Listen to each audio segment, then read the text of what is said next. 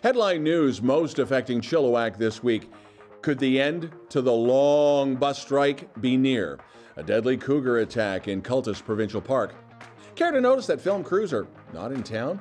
And a 16-year-old putting together a full-blown football camp for charity on his own. Our guests this week include Chief Derek Epp of Tzeachten First Nation and possibly a future football coach, Gavin Parks. All right, Chilliwack, let's get started. We are now way past the 120-day mark in the transit strike, but there might be light at the end of the tunnel. On Monday, a number of news outlets received word from CUPE Local 561, that's the bus drivers union, that they endorse a contract proposal from the mediator, Vince Reddy. Now they're waiting for the employer, First Transit, to respond. If both sides agree to the tentative agreement, buses could be rolling soon after. So now we still have to wait. Last weekend, campers at Cultus Provincial Park were on edge. The Clear Creek campground was closed for a couple of days after a cougar attacked and killed a dog right in front of their owners. The cougar was spotted by conservation officers and police, but the thing is, nobody could get off a safe shot at the cat. The cougar has disappeared back into the bush. The campground has since reopened. The fire danger rating as set by the province is showing the Fraser Valley as extreme. So that is described, and we're quoting, extremely dry forest fuels and the fire risk very serious. New fires start easily, spread rapidly, and challenge fire suppression. Now, general forest activities could be restricted. That includes open burning, industrial activities, and of course, campfires. Now, having said that, in our province, drought levels are measured on a scale between 0 and 5. Drought level 5 means it's almost certain that an area will see adverse effects and communities with their ecosystem. So right now, the Fraser Valley is not in great shape. It's at a 4. So a number of local governments are warning that if conservation measures don't achieve sufficient results and drought conditions worsen, temporary protection orders under the Water Sustainability Act could be issued. That means no lawn watering, you're washing your car, no power washing. Right now, a stage 4 is in Chilliwack. That has been extended until October the 15th. Basically, you can put water on your lawn once a week between 5 and 8 in the morning. And that all depends if it's a Wednesday or Thursday and your address is an odd or even number. I know it sounds complicated. Go to the city website for details.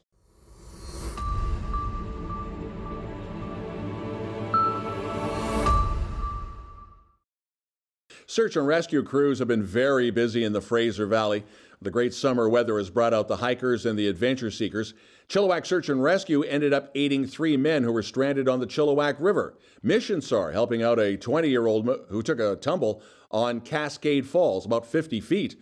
And Hope Search and Rescue had to help out a couple of climbers who were stranded on Yak Peak. In Hollywood, actors have joined the writers on the picket line in solidarity. They're striking over wages, but for the actors, it's not about the salary for the major stars. Just like writers, they want fair pay. As far as studio executives go, they're getting the large paychecks, and everybody else is not. So the ripple effect in the valley is very obvious. Usually, and ironically with the summer heat, Christmas specials are usually filmed in the Fraser Valley this time of the year, but with no actors to star in the productions coming up from the States and no writers producing those scripts, there's no work coming up from the States. Now, Canadian independent productions are still on the go, but quite frankly, they have been few and far between. Police in Chilliwack and Abbotsford and 7 other communities will have a new resource to aid situations where substance abuse and or a mental health issue are tackled. Police will be paired with nurses who are specifically trained to be out in the field with law enforcement. While this is a major step forward for police to handle the situation, there is a continued call for Chilliwack to receive more comprehensive treatment facilities. Basically, similar to what Abbotsford has. They have Kinghaven, which is for men, and Peardenville, which is for women.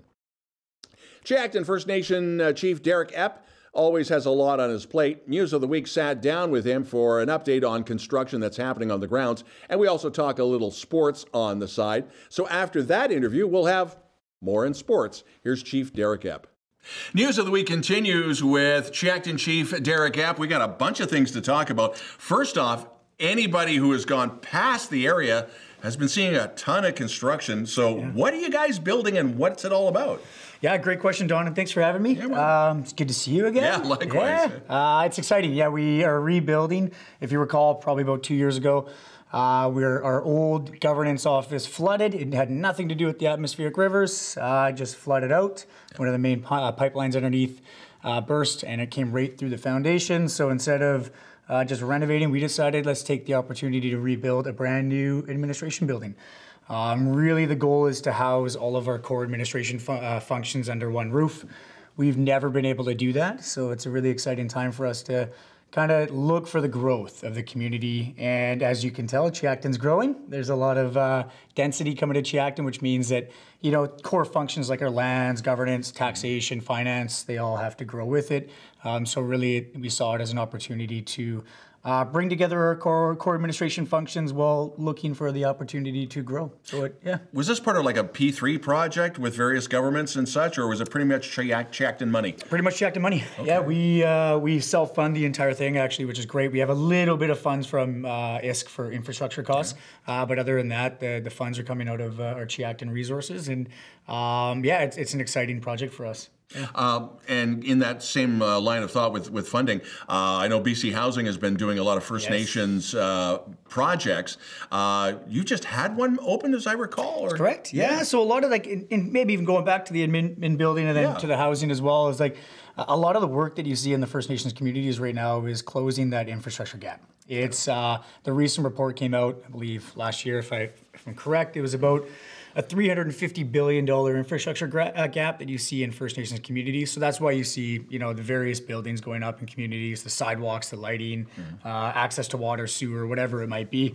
And housing is one of those core infrastructure needs. And so pretty proud of the project we did. It's a 23-unit affordable housing project tailored to our membership's needs.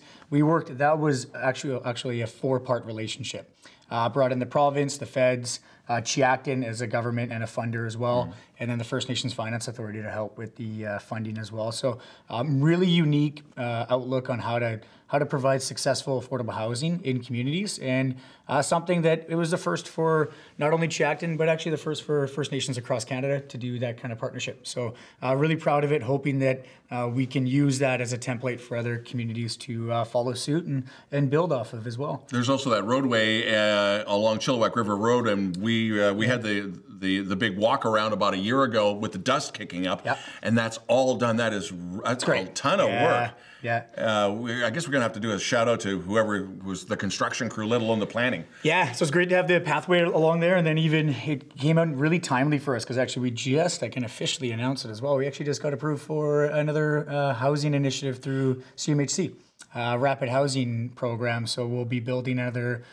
13 to 15 units of affordable housing again. Yeah. Got to shift gears to sports because when you're not doing that, you got Tzeachten FC, and the season is just around the corner. Yeah, we had a really successful first season. Really proud of our inaugural season. I think we had numbers higher than we first expected as well, but I'm really proud of the team. You'll see a few changes as well. We brought in Ryan Critchley as our new assistant technical director, and looking to grow, and actually really proud of the work we're doing with Chilliwack FC as well. I think there's some really great people there, and looking forward to that continued collaboration. I know Andrea Laycock mentioned this on this set a few months ago that they wanted to dispel rumors that both sides get along. Oh, yeah, fantastically. Yeah.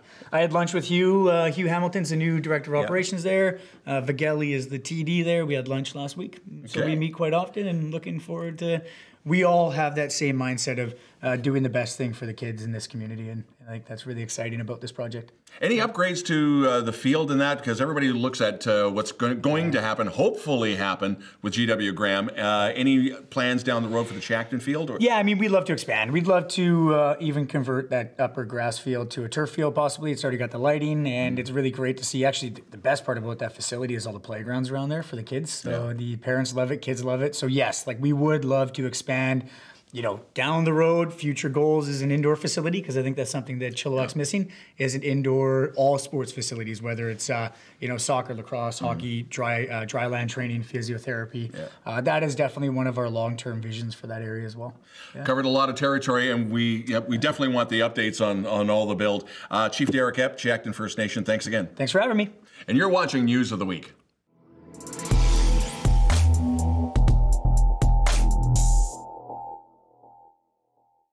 chillTV Sports, the BC Hockey League exhibition schedule, the silly season, has been released. So everything starts for the Chilliwack Chiefs when they host Prince George on September the 8th. That'll be at the Chilliwack Coliseum. The Chilliwack Jets announced that Chris Price has been hired as the new head coach. He did serve as assistant and the strength conditioning junior A coach last year in Chilliwack. So the 23-24 hockey season will be Chris's first full-time season with the Chilliwack Jets. He had spent 3 seasons as head coach and assistant general manager of the Aldergrove Kodiaks of the Pacific League. That was between 2019 and 2022.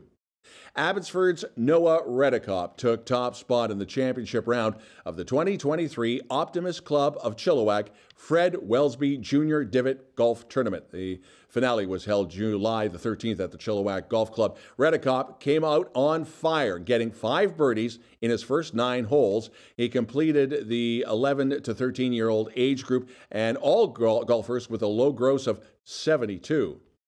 You can join Harrison Hot Springs Fire Department for their 4th annual golf tournament. All the proceeds raised will be put towards getting new wildfire equipment for Harrison Fire. It's coming up next month, Saturday, August the 12th, at the Harrison Resort Golf Course. There will be a shotgun start at 10, 18 holes, a Texas Scramble. Only 40 spots are available, and actually not bad. It's $100 per golfer to get in.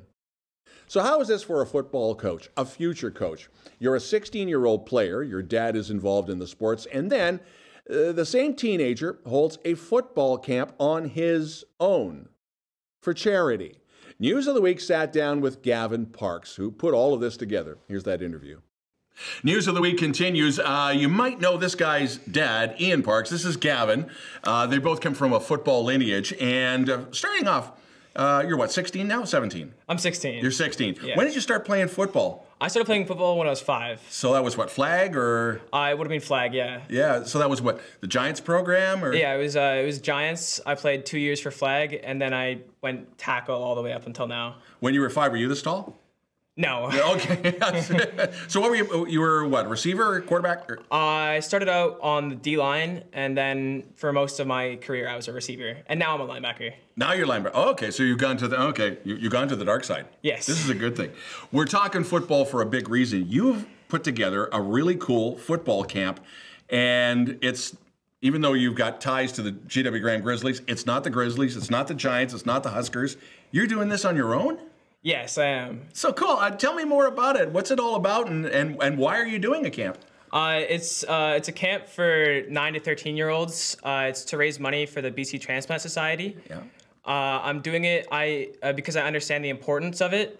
I've had family members that have needed organ donations. I've had family members that have given their organs. Mm-hmm. And it saved lives all the time. I think it's really important, and it's a wonderful cause. This hits home for me because my cousin 15 years ago had a kidney transplant. So this is why I'm really I love this concept. Now you've raised how much money have you raised so far now? We're closing in on $1,500. So, and the initial goal was what, about 1,000-ish? Yeah, it was 1,000. So, but more is good. Yes, obviously. Yeah. Yeah. Where's the camp going to be? The camp's going to be Townsend Park Friday night. This coming Friday? Yes. This Friday. So is there social media to get involved? Do you have a Facebook page? Or how do we get a hold of you if we can't get there, but we still want to make a donation? Can we just do it through you? Or? Yeah, you could e-transfer me at Gavin_Parks@shaw.ca, and there's Facebook ads reposted by many members of our community as well. Fantastic. Now, gotta ask, with the football lineage, are you hoping to get with the BC Lions? Because they are playing Saskatchewan, plug, on Saturday. Have you gone to a lot of Lions games over the years? I have, yes. I'm going to a Lions game soon. Soon? Yes. Yeah, I was going to say, if you have tickets for Saskatchewan, we're going to talk. Have you got down to Seattle for any Seahawks games as well? Or? I have, yes. I've gone to a few. Oh, God. Andrea Laycock and Barry Douglas, and that'll take you down. Yeah. So if you got an extra ticket, guys, you got to talk to Gavin. But again, this weekend, it is the football camp. It's for BC Transplant. This is really, really cool. You and your crew take a bow, because you guys have done a ton of work for this. Thank you. And this is really important. And I agree with you. BC Transplant is very important. Thanks for stopping by. No problem. You're watching News of the Week.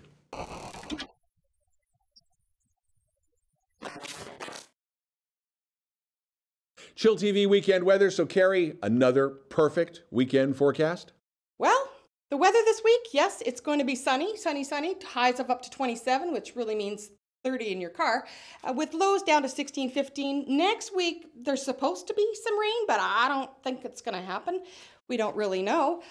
Fact of the week, not so fun. Over 14,000 square kilometers have already burned in the forest fires in BC alone, and that has surpassed any other year, and we're only halfway through.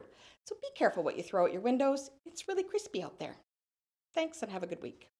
Thanks, Cari, and thank you for watching. Now, if you have a local news story you'd like us to report on, you can always send us a note and your pictures and your video to news@chilltv.ca. Thanks so much. Have a great weekend. I'm Don Lehn.